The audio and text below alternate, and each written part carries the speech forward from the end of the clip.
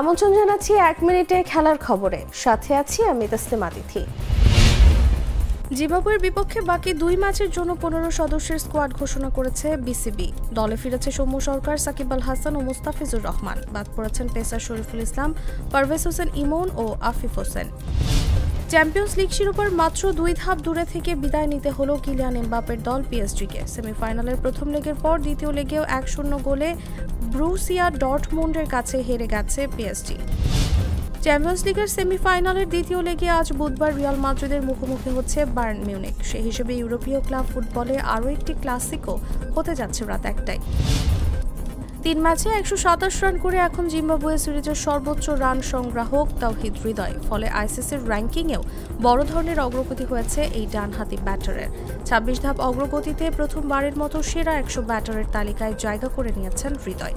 6 ধাপ এগিয়েছেন তাসকিন আহমেদ, রিয়াদ এগিয়েছেন 2 ধাপ।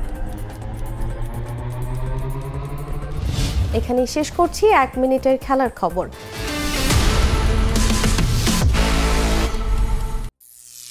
করিম চাচা, আপনার প্রিয় মানুষদের কখনো বিপদে ফেলতে চাইবেন না স্যার। তাহলে আমাদের বিপদে রাখা কি ঠিক হচ্ছে? এজন্যই বিজলি কেবলস সবচেয়ে ভালো ও নিরাপদ। ফ্লেম রিটার্ডেন্ট পিভিসি দিয়ে তৈরি বিজলি কেবলস, নিরাপদ আজীবন।